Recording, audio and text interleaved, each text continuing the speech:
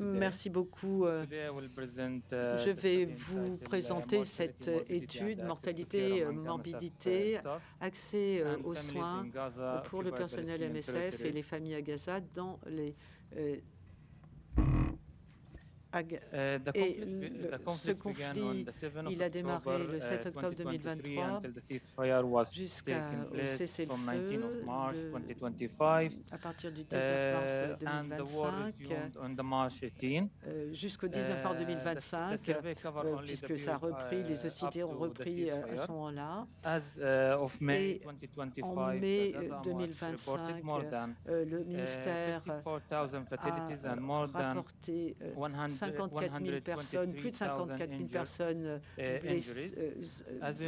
décédées, plus de 120 000 blessés. Vous savez que MSF à Gaza soutient l'hôpital et la santé publique. Dans cette étude, on voulait estimer le taux brut de mortalité et les principales causes de décès pour le personnel MSF et les familles dans la bande de Gaza et des territoires occupés depuis le début du conflit. Ça, c'était les objectifs premiers. Secondairement, on voulait aussi avoir des indications sur le type de blessure, sur l'accès aux soins. On a fait une étude de mortalité rétrospective transversale auprès de tous les personnels qui avaient un contrat MSF pendant la période du conflit.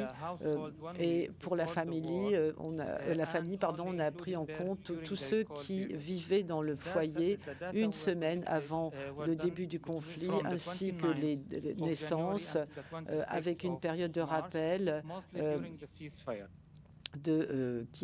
que vous pouvez voir à l'écran. Nous avons inclus 436 membres du personnel sur 443 avec un taux de réponse de 98%. Les membres de famille étaient supérieurs à 2500 avec une taille de moyenne de foyer de 6 personnes. On a demandé combien de fois ils avaient bougé et on a un chiffre médian de 5 au cours de cette période de conflit. Pendant notre étude, nous avons vu aussi que 41% nous disaient vivre sous tente, 23% dans un logement loué, 59% ont fait état de la destruction complète de leur habitation et 39% de ces personnels MSF ont rapporté une destruction partielle.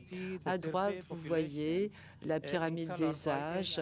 On a les femmes en rouge, les hommes en bleu.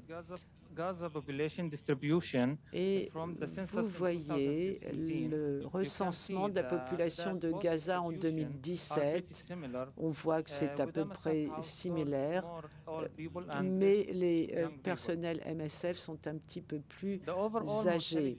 Le taux de mortalité pour les foyers MSF était de 0,41 et avec 0,33 morts violentes par rapport au nombre de morts non violentes de 0,09. La mortalité des moins de 5 ans, 0,7, là aussi, avec une composante de morts violentes plus élevée. Le nombre total de pathologies est de 54. De cause de mortalité, c'était majoritairement la violence, ici 74%, par opposition à la malnutrition ou aux pathologies chroniques. Mortalité par âge et genre, on le voit ici pour les morts non violentes et à droite pour les morts violentes. Les enfants de moins de 10 ans sont très frappés. 30% des morts violentes pour les familles MSF,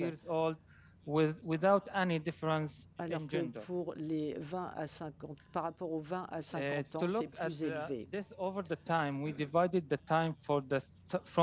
fonction du moment du conflit, 3 périodes équivalentes ont été mises en place pour notre étude et on voit que la première période est la plus importante pour les morts violentes, mais que ça augmente au cours du temps. Pour réconcilier ces données de mortalité avec les données du ministère de la Santé, nous avons pris en compte les listes publiées par le ministère sur les 40 morts violentes. On a eu 33 identifications officielles et on a une réconciliation dans 88% des cas. Pour les blessés,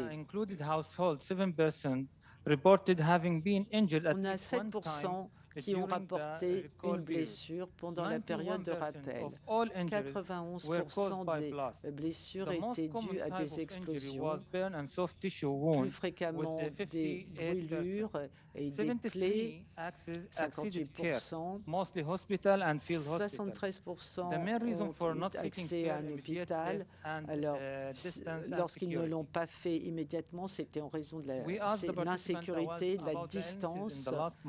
Alors, les pathologies au cours du dernier mois, avant l'entretien, 44% des foyers MSF ont rapporté de problèmes aigus, 27%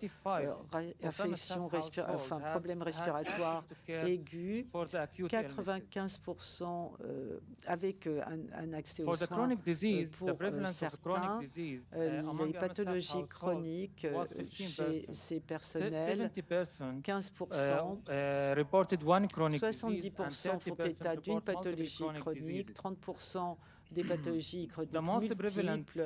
Le plus gros problème, ce sont les pathologies cardiovasculaires, 46%, suivies par le diabète, 18%, 68% avec pathologie chronique rapportent une interruption du traitement. Le nombre médian d'interruption est de 2 et la période la plus longue d'interruption de traitement est de 60 jours.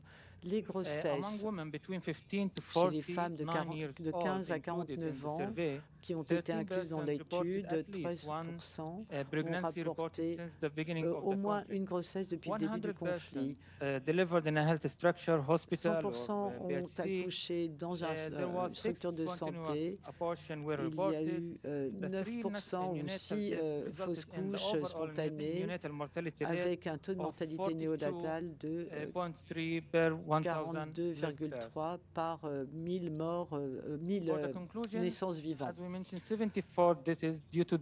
Conclusion, je vous disais, 74% des décès sont dus à des violences. 40% de ces décès dus à la violence concernent des enfants de moins de 10 ans. On a une augmentation de la tendance aux morts non violentes au cours du temps. Quand on a comparé nos résultats avec ceux du ministère, on a constaté un taux de mortalité qui était 5 fois plus élevé par rapport à la période avant le conflit, avec une mortalité de moins de 5 ans, 10 fois plus élevée par rapport à avant le conflit, et un taux de mortalité néonatale également lui aussi en hausse. On note la concordance entre les listes MSF et ministère pour les morts violentes. 20% des foyers MSF rapportent qu'un de leurs membres a été blessé par explosion ou par balle. On a un bon accès aux soins pour les foyers MSF. 2 tiers des pathologies chroniques ont été non couvertes par le traitement une fois ou plus, au moins une fois. Bon, évidemment, ce n'est pas représentatif de la population générale, ni d'ailleurs l'escalade en cours. Je voudrais remercier nos participants, les personnels MSF de Gaza, ceux qui ont fait la collecte des données en ces circonstances très difficiles, les co-investigateurs et notre équipe à Gaza, Jérusalem et Paris, ainsi que nos collègues d'Épicentre.